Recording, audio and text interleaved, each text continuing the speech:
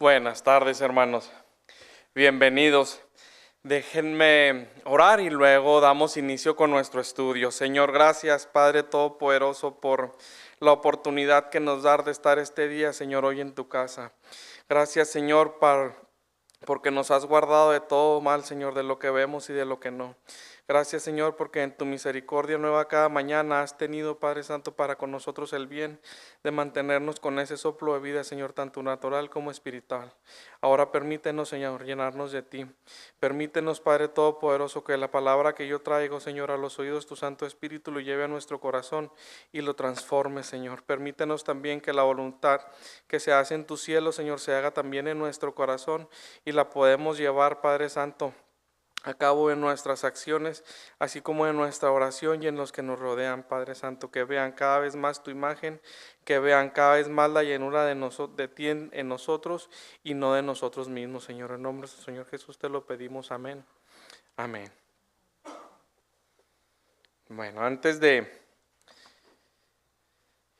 iniciar, sean todos nuevamente bienvenidos. El día de hoy vamos a ver el capítulo número 18, los dos primeros puntos. El título es de la gracia, de la salvación, de la seguridad de la gracia y la salvación. Y antes de iniciar me gustaría recordar nada más qué es la gracia. Y nosotros sabemos que la gracia es el favor inmerecido de Dios que da a quién, a su creación, o que está sobre quién, sobre su creación. Dicha gracia también es conocida como la gracia común, que permanece sobre todos aquellos sobre todos los que el Señor ha creado. Esta gracia común también la podemos ver nosotros de esta manera, como nos la muestra Mateo en el 5:45, y dice: porque Él, Dios, hace salir su sol sobre malos y buenos y llover sobre justos e injustos. ¿Qué quiere decir? Que ese mismo cuidado que tiene el Señor para con nosotros como sus escogidos es el mismo cuidado que tiene para con su creación a través de la gracia común. También nosotros podemos ver que para nosotros sus escogidos, que hemos sido elegidos desde antes de la fundación del mundo y antes de todos los tiempos, para con nosotros hay una gracia especial. Y esa gracia especial la podemos ver nosotros en Romanos 11:5, y dice: y de la misma manera también ha quedado en el tiempo presente un remanente conforme a la gracia, conforme a la elección de la gracia de Dios. Entonces, cuando nosotros estamos hablando de gracia y de salvación, o de la gracia de la salvación, comenzamos a hablar nuevamente de que el Señor hace una división o una separación. ¿De quién? De los que son escogidos para salvación y de los que son escogidos ¿para qué? Para justicia. Entonces, dicho esto, nuestro estudio comienza de la siguiente manera. En el número 1 dice: aunque los que son creyentes solo por un tiempo y otras personas no regeneradas vanamente se engañan a sí mismos con esperanzas falsas y presunciones carnales de que cuentan con el favor de Dios y que están en estado de salvación, pero la esperanza de ellos perecerá. Y vemos ahí a Job 8 del 13 al 14 y Mateo 7 del 22 al 23. En esta primera parte nosotros podemos ver un grupo de personas, y este grupo de personas vamos a ver que son los que creen, o los que tienen un conocimiento más bien de Dios, los que definitivamente no creen, los que creen pero no los conoce el Señor, y los que definitivamente creen. ¿Cómo lo podemos ver? Dice aquí: los no regenerados, o los que no creen en Dios, son aquellos que no creen en el Espíritu Santo de Dios o en la obra de la salvación a través del Hijo Jesucristo para perdón de pecados. No sé si todos en algún momento vinimos a salvación, pero antes de esto éramos parte del mundo. Y cuando éramos parte del mundo, algunos de nosotros teníamos la idea de que éramos salvos o estaríamos en algún momento con el Señor, debido a que nosotros no somos tan malos, a que nosotros cooperamos en la iglesia. Si me permite, en algún momento yo decía, bueno, Señor, si tú no te metes conmigo, yo no me meto contigo. Y no soy tan malo, Señor, porque mira, de lo que tú me das, yo diezmo. Es más, ¿qué están haciendo en tu casa, Señor? Porque mi madre es creyente. ¿Qué están haciendo en tu casa, Señor? ¿Van a poner el techo? Sí. ¿Van a comprar hojas de lámina? Sí. ¿Cuántas van a comprar? 6. Y yo te voy a dar 6 también. No soy tan malo, entonces no he violado, no he matado, no he hecho, hay cosas que han hecho más malas que yo, entonces, ¿por qué era mi salvación? Por obras. Y la salvación, dice el Señor, o Pablo lo menciona, somos salvos por gracia. Y si nosotros comenzamos a pensar que el Señor nos debe algo, o que nos merecemos algo mejor que los demás, porque somos mejores que ellos, ya no sería por gracia, hermano. Entonces, nosotros nos hemos hecho hasta ese momento una idea equivocada de Dios. Y hemos encasillado a Dios en nuestras necesidades. Yo te ocupo de vez en cuando, tú me usas de vez en cuando y estamos parejos, ¿va? Y ahí nos vamos una y una. Entonces, nosotros también incluso, o este tipo de personas, o esta clase de personas, piensan también que cuando sea el juicio ellos no van a entrar a este juicio. ¿Por qué? Porque sus obras son buenas, son mejores que algunas otras. Pero mira cómo los describe precisamente Romanos 1:21. Dice, pues aunque conocían a Dios, no le honraron como a Dios ni le dieron gracias, sino que se hicieron vanos en sus razonamientos y su necio corazón fue entenebrecido. ¿Qué quiere decir? Que tienen un conocimiento de Dios, pero ni le honran ni le obedecen. Es más, lo hacen más fácil. Yo te doy, tú me das y estamos en paz.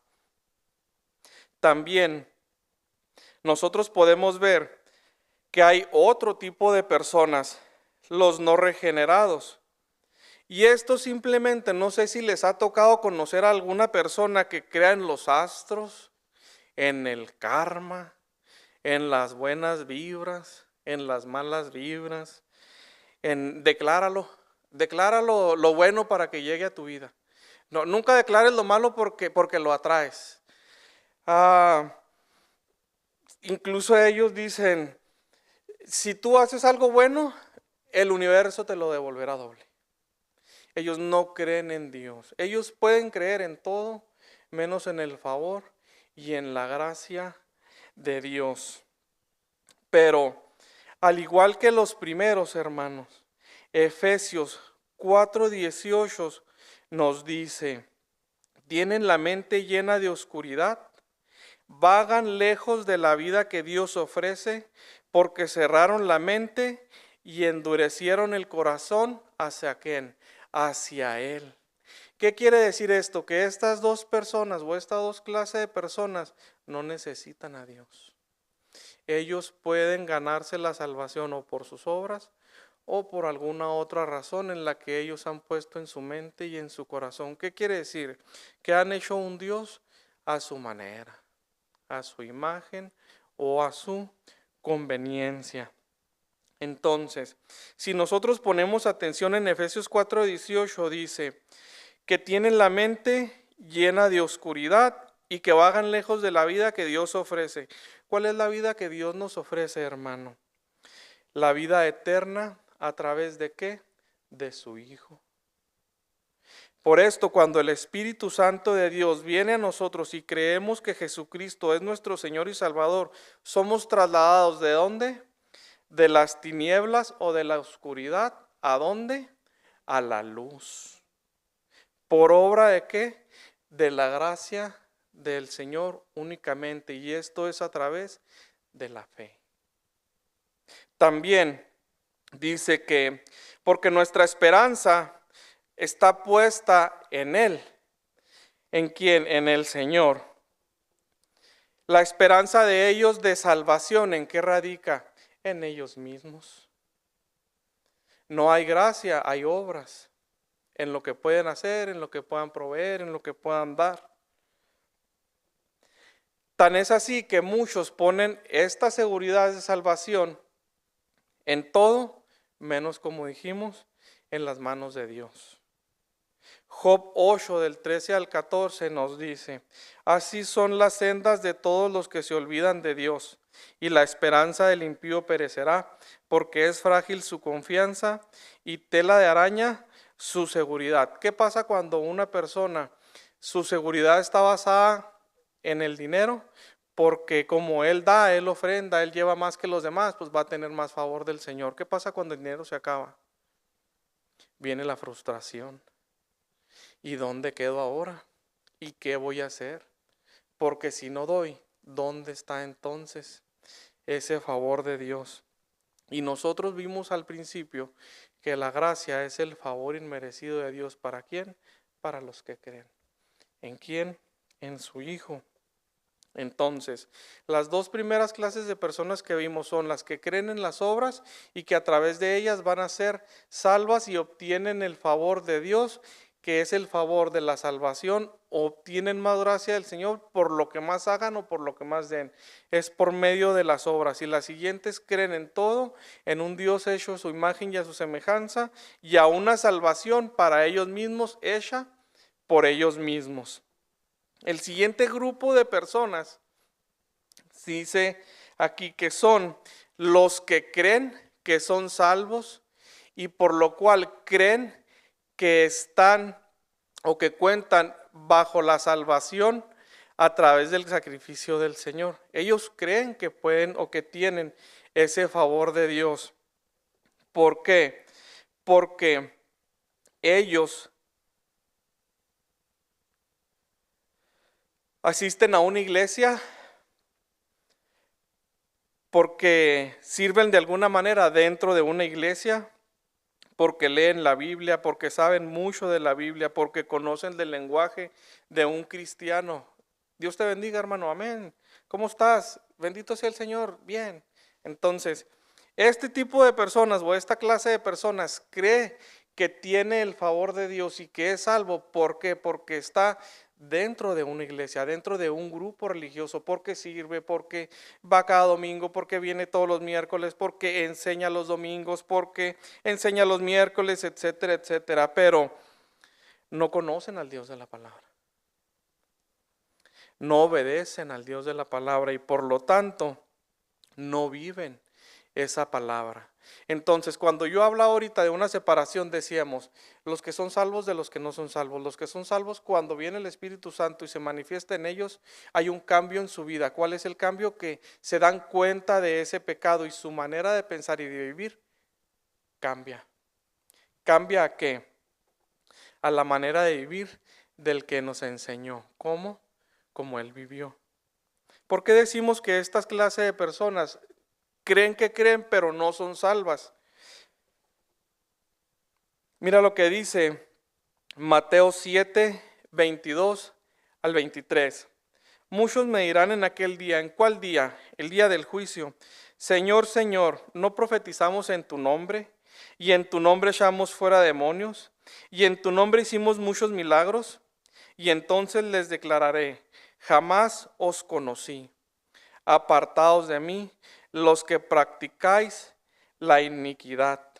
Entonces, antes de que el Señor pronunciara estas palabras, nosotros podemos ver en Mateo 6 una descripción de las mismas palabras que el Señor hace y dice, no hagas obras buenas para que te vean los hombres, o perderás la recompensa del Padre. Dice también, cuando ofrendes, no te hagas publicidad, no vayas haciendo caravana y media para que todos te vean. No ores como los hipócritas para ser visto, buscando ser recompensado. Cuando ayunes, que nadie sepa, no andes con tu cara como de limón chupado. ¿Qué pasa, hermano? Es que ando ayunando, estoy en un proceso de santificación, ando ayunando. Más al contrario, dice ahí, lávate tu cara, o sea, vete jovial. ¿Por qué? Porque nadie tiene que saber lo que estás haciendo para el Señor. También dice, no acumules tesoros en la tierra, acumula mejor en el cielo, donde el orín, donde no se corrompe, etcétera. En esta parte, en esta porción de la palabra, todo se centra ¿dónde? Egoístamente en el hombre. Cuando nosotros llegamos a Mateo 7, es como si nos pidiera que nos examináramos a nosotros mismos. Mateo 7 empieza diciendo, con un juicio hacia los demás. Y comienza diciéndonos, comienza a centrarte en ti y en lo que tú haces.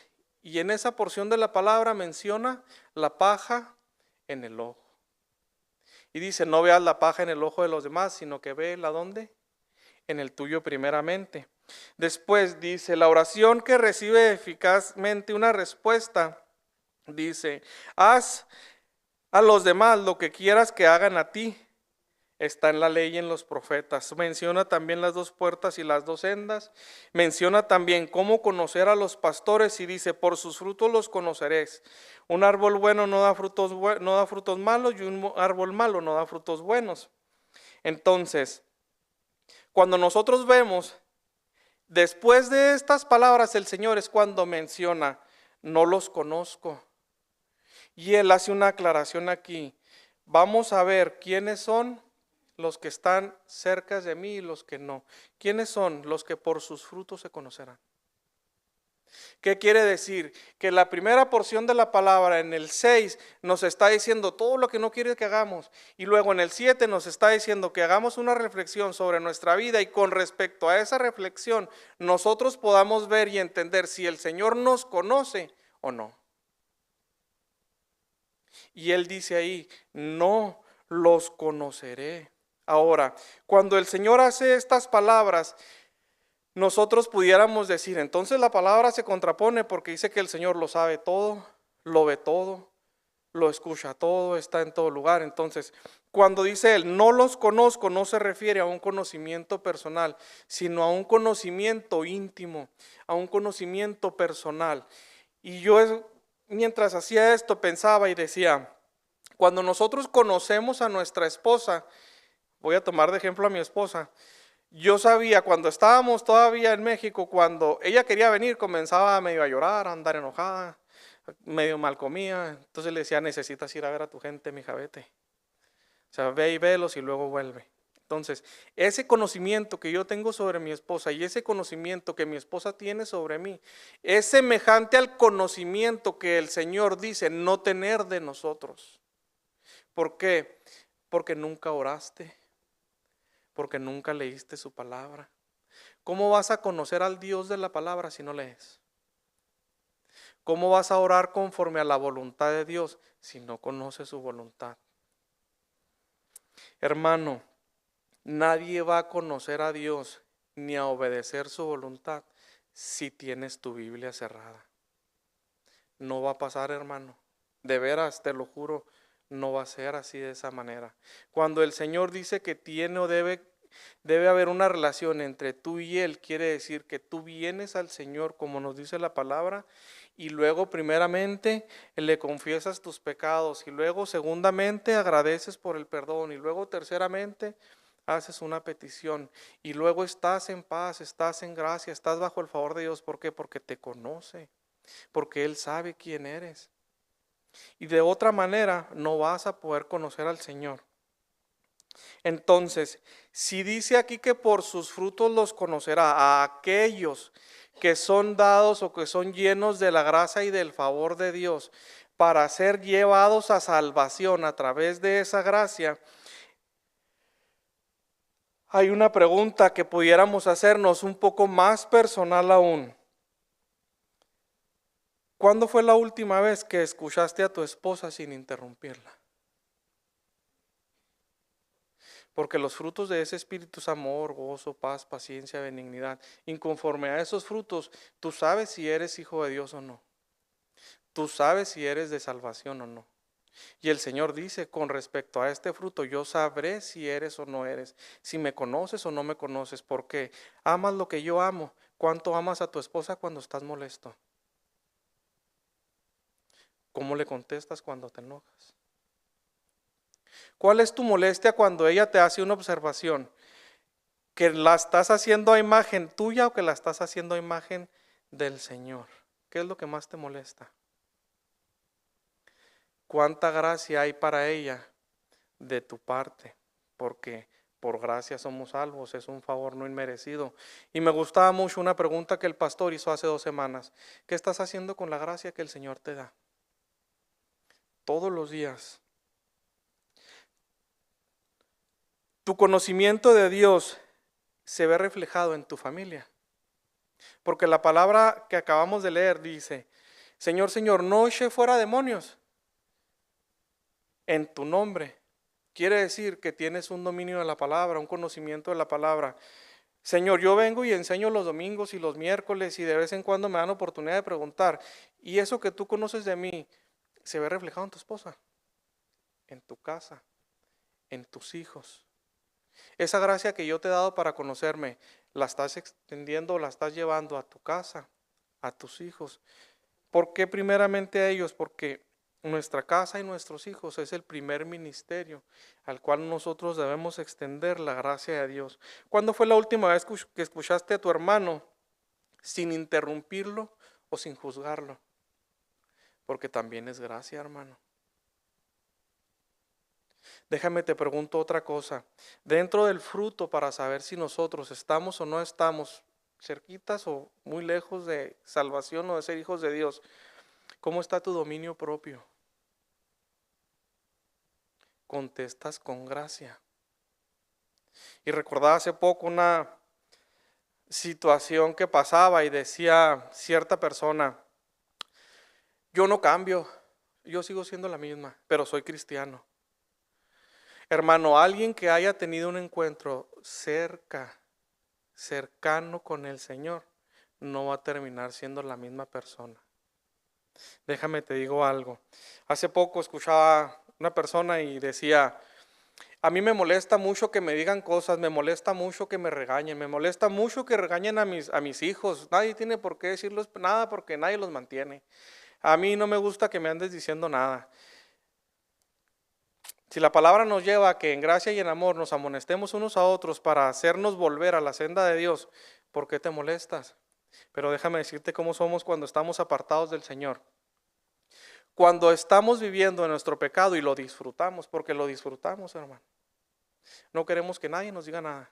Es más, si el pastor se acerca, con gracia y con amor, no quieres que te diga. Si alguien te dice algo conforme a tus hijos, no quieres que nadie te diga. Pero cuando el pecado cobra, tú no quieres que el pastor ore, quieres que el pastor viva contigo, hermano.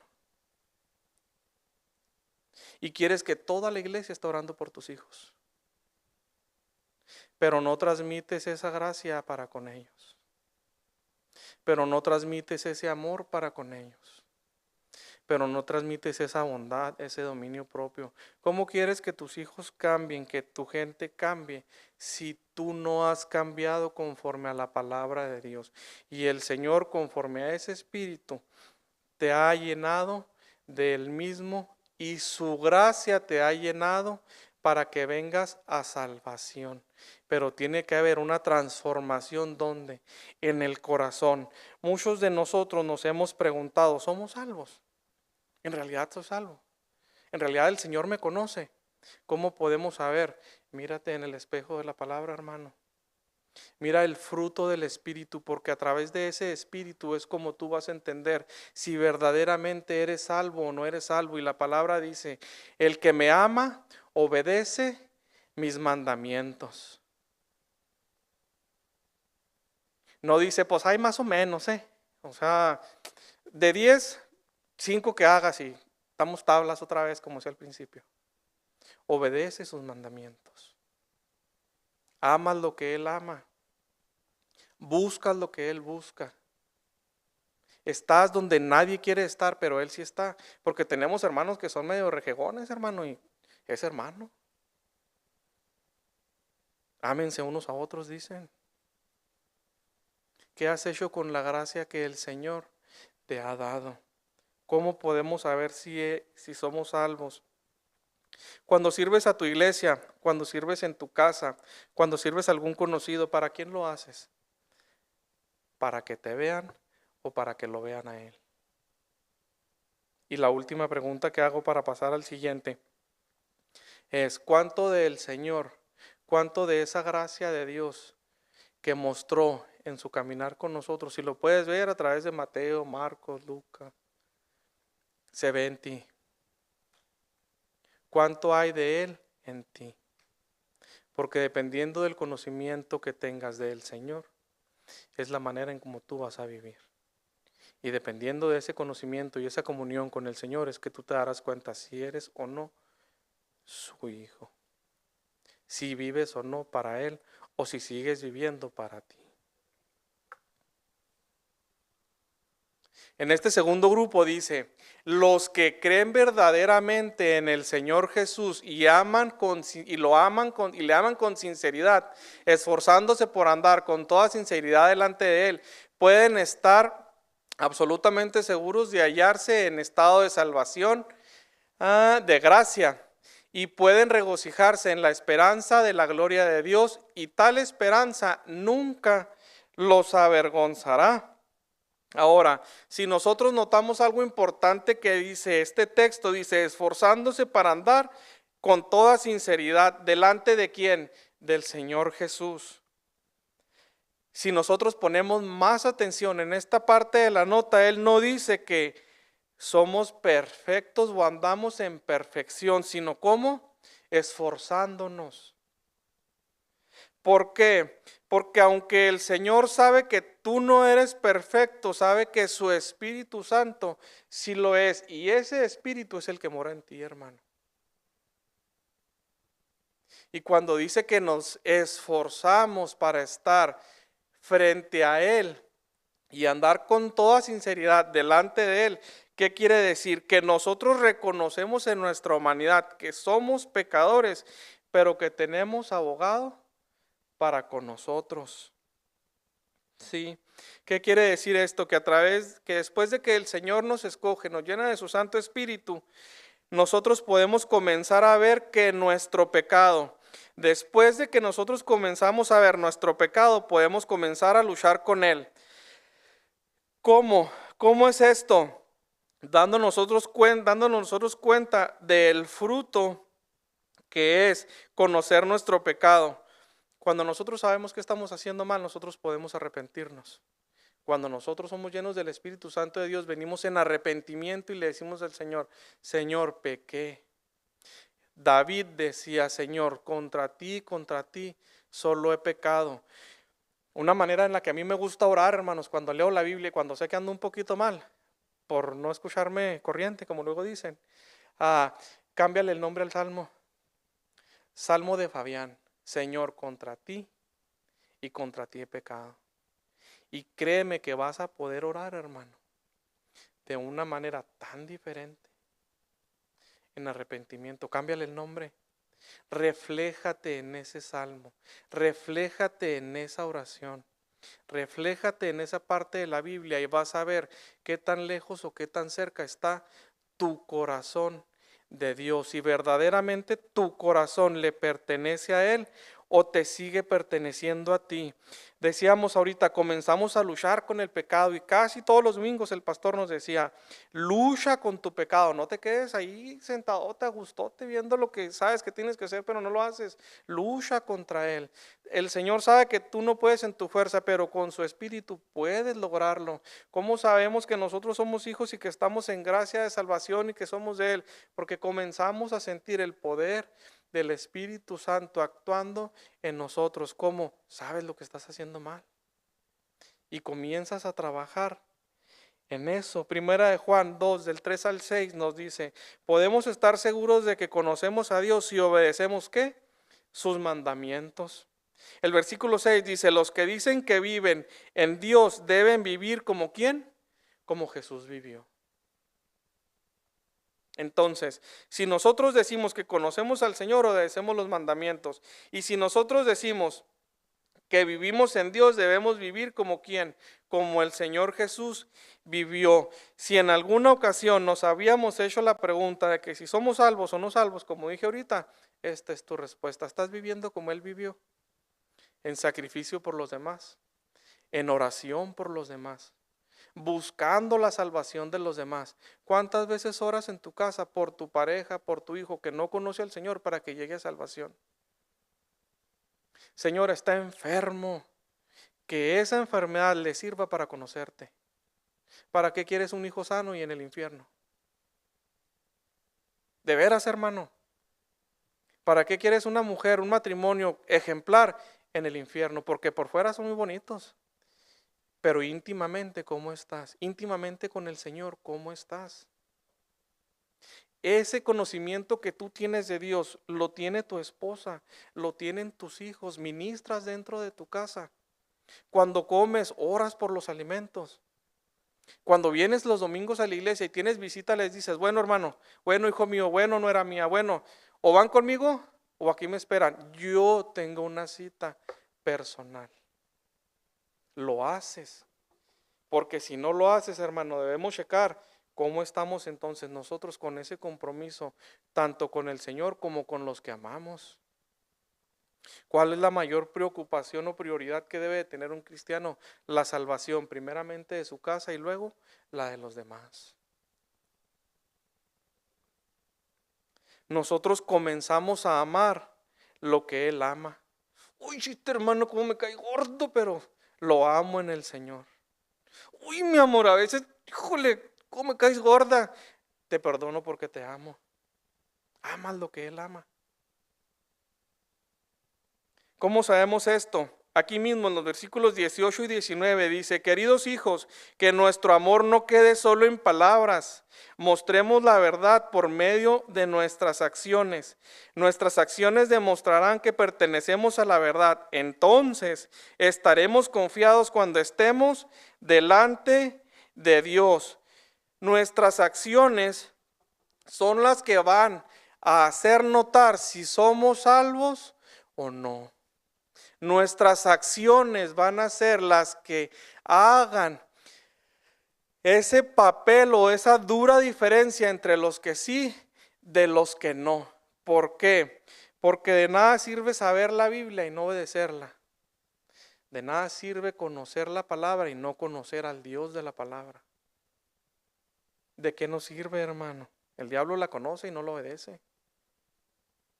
La diferencia entre los que sí, de los que no, es que nosotros conocemos la palabra y vivimos la palabra. Se ve reflejada esa palabra. Otra de las cosas que hacíamos con mi esposa es que decíamos, ¿cuál versículo te sabes? ¿Cómo lo has vivido en la semana? ¿Cómo lo has hecho? Y hace poco escuchábamos, bueno, ya hace un tiempo escuchábamos una predicación y decían, en vez de 12 uvas, agarra 12 versículos y cada versículo, vívelo un mes y luego el siguiente año otro. ¿Cuántos versículos te sabrías ahorita? ¿Cuánto de esos versículos se vería en ti? ¿Cuánto de ese Dios se vería en tu vida? ¿Cuántos habrías alcanzado por tu testimonio?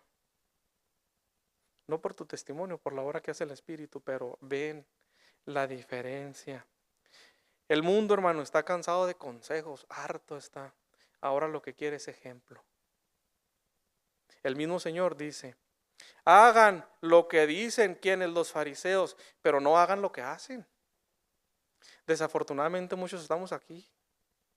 Yo soy salvo, yo creo en el Señor, bendito sea, aleluya. Que échalo para afuera porque no trae lana. Y que anda de chismoso y nosotros comenzamos a sacarle la garra, es bien curioso. Amas lo que Él ama. Porque cuando amas lo que Él ama, perdonas lo que Él perdona. Porque por gracia fuiste perdonado. Y nosotros damos de gracia lo que de gracia se nos da.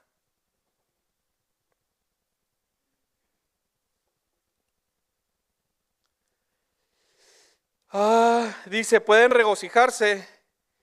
Híjole, ya voy un poquito tarde, pero aquí nos acomodamos. Dicen, pueden regocijarse en la esperanza de la gloria de Dios y tal esperanza nunca les avergonzará. ¿Para quién? Para los que creen. Romanos 5, 2 y 5 dice: debido a nuestra fe, Cristo nos hizo entrar en el lugar del privilegio inmerecido en el cual ahora pertenecemos y esperamos con confianza y alegría participar de la gloria de Dios. El número 5, y esta esperanza no acabará en desilusión, pues sabemos con cuánta ternura nos amó Dios, porque nos ha dado el Espíritu Santo para llenar nuestro corazón con su amor. Nosotros en los primeros decíamos que ellos confiaban como si fuera una tela de araña en lo que ellos podían hacer o en sus obras, mas nosotros confiamos en que el Señor ha puesto su Espíritu Santo en nuestro corazón, nos ha sellado con ese Espíritu Santo en nuestro corazón, por lo tanto nuestra confianza pertenece y permanece en Él, porque el que comenzó la obra, la terminará. Él nunca ha dejado nada a medias, hermanos. Nosotros sí de vez en cuando, pero Él nunca ha dejado nada a medias. Entonces hasta ahorita vimos los que creen más o menos o tienen conocimiento, los que no creen y los que verdaderamente creen, y nos dice cómo. Los primeros creían en sus obras y por eso iban a ser salvos. Los segundos creían en un Dios que habían imaginado o en todo lo que existía, menos en la promesa de Dios.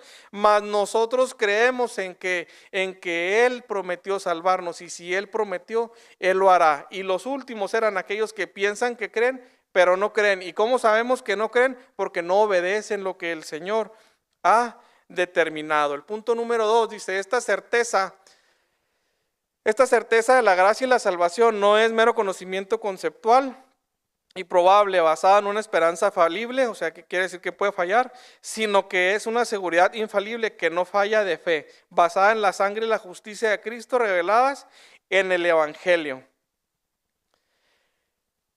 Hebreos 6, 11 nos dice, yo pude agarrar desde el versículo 10, nos dice: pero Dios no es injusto, no olvidará con cuánto esfuerzo han trabajado para con Él y cómo han demostrado su amor por Él sirviendo a otros creyentes como todavía lo hacen. El 11, nuestro gran deseo es que sigan amando a los demás mientras tengan vida, para asegurarse de que lo que esperan se hará realidad. Y nosotros podemos ver en el versículo 10 cómo Él o cómo ellos aman a los que son hermanos en Cristo y cómo les sirven.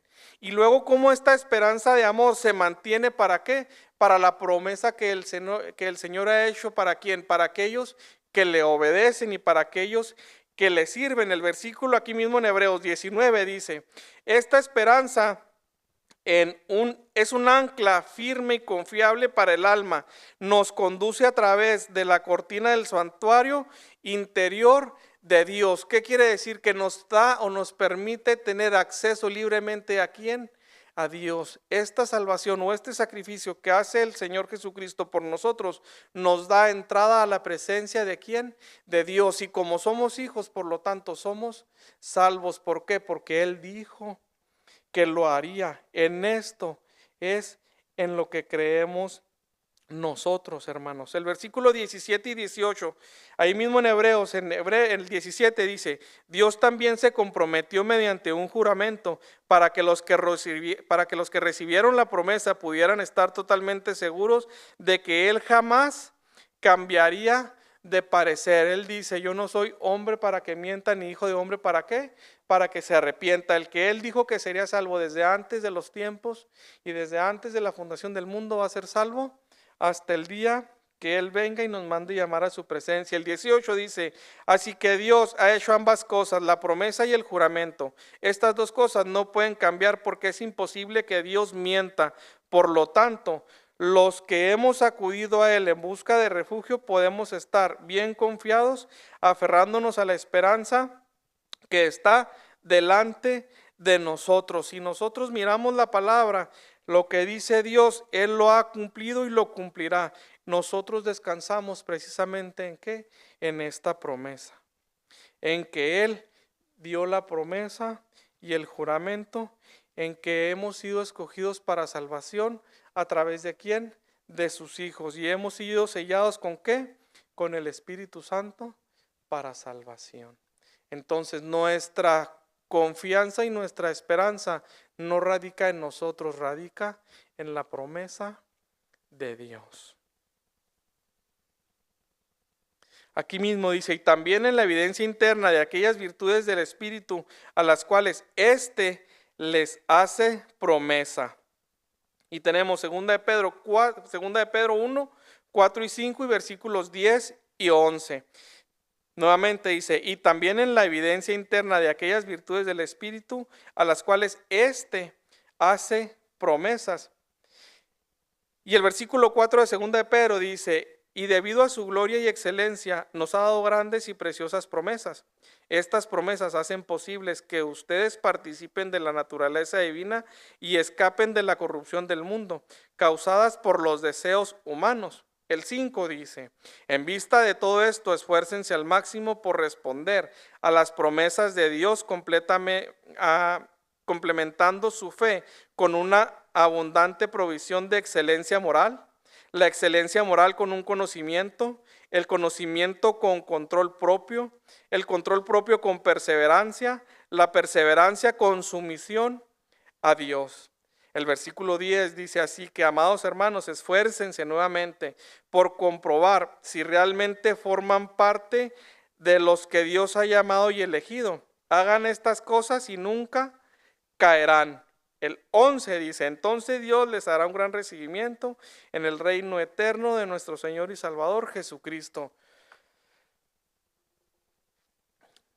Dice, esfuércense al máximo. ¿Por qué? Por obedecer. ¿Obedecer qué? Nosotros vivimos ahorita dentro de una moral completamente corrompida. Se está promoviendo el movimiento LGTB, se está promoviendo el aborto, se están haciendo leyes, y nos dice, ustedes manténganse por su fe en una excelencia moral. Nosotros amamos lo que Él ama y aborrecemos lo que Él aborrece. Y si el mundo dice que está bien, pero el Señor dice que está mal, entonces está mal. Y si nosotros o el Señor dice que está bien y el mundo dice que está mal, entonces está bien. Nosotros vamos conforme a la corriente de ¿quién? De la palabra. No conforme a la corriente de ¿quién? Del mundo. Incluso aquí mismo vuelve a decir, esfuércense por comprobar realmente, si realmente forman parte de los que han sido llamados y elegidos por Dios. ¿Cómo lo podemos constatar? Mira nuestra obediencia. Mira la palabra, mira lo que Él demanda, mira el fruto del Espíritu y conforme a eso comienza a vivir en la palabra del Señor. Si recuerdas cuando recién iniciamos, yo decía que Mateo 6 era un análisis de nosotros mismos. En estos versículos nos vuelve a invitar a hacernos esa misma reflexión interna si estamos viviendo conforme a lo que hemos estado aprendiendo, conforme a lo que nos dice la palabra, si nuestras obras por dentro corresponden o si la obra del Espíritu Santo por dentro en nuestro corazón corresponde a nuestras obras por fuera. No sé si les ha tocado un juego que dicen, ¿quieres ir?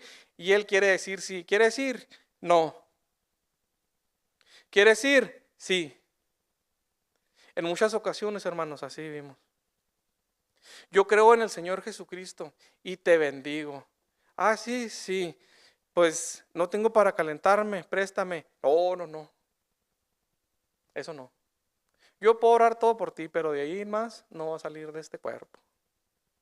Y miras la necesidad en Él.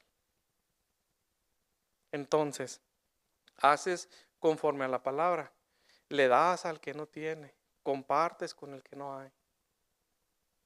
Mírate conforme a esa palabra. Dice el testimonio del Espíritu de adopción, testificando con nuestro espíritu que somos hijos de Dios. El Espíritu Santo de Dios testifica con nuestro espíritu que somos hijos de Dios. Romanos 8, 15 y 16, el 15 dice, y ustedes no han recibido un espíritu que los esclavice al miedo. En cambio recibieron un espíritu de Dios cuando Él los adoptó como hijos propios. Ahora podemos llamar Abba Padre. El 16, pues su espíritu se une a nuestro espíritu para confirmar que somos hijos de Dios. ¿Por qué? Porque ahora su espíritu comienza a morar en nosotros. Entonces ya no vivimos nosotros, sino que ¿quién vive en nosotros? Cristo vive en nosotros. Y si Cristo vive en nosotros, nosotros comenzamos a vivir tan libremente como el Señor vivió. Comenzamos a amar como el Señor amó, a perdonar como Él perdonó, etcétera. Y ya para terminar, dice, y como fruto suyo, mediante el corazón humilde y santo. Juan 3, del 1 al 3, dice, mirad cuán gran amor nos ha otorgado el Padre, para que seamos llamados hijos de Dios, y eso somos. Por esto el mundo no nos conoce, porque Él no le conoció por esto el mundo no nos conoce, porque no le conoció a Él. El 2, amados, ahora somos hijos de Dios y aún no se ha manifestado lo que habremos de ser, pero sabemos que cuando Él se manifieste seremos semejantes a Él, porque le veremos como Él es. El 3, y todo el que tiene esta esperanza puesta en Él se purificará a sí mismo, se purificará así como Él es puro. ¿Cómo purificamos nosotros nuestra manera de pensar, de ser o de vivir? Con la palabra. ¿A través de qué? De la santificación. Un proceso gradual, poco a poco, pero tiene que irse viendo una conversión o una manera diferente entre el que eras, del que eres ahora, del viejo hombre con respecto al nuevo hombre. Tiene que verse una separación marcada entre los que no creen de ti. Eso refleja el Espíritu Santo de Dios viviendo y morando dentro de nosotros. Así es como nosotros sabemos si estamos llenos de gracia y de salvación, porque damos de gracia lo que se nos ha dado conforme a la gracia, porque amamos lo que Él ama y porque vivimos conforme a lo que Él ha determinado como debemos de vivir.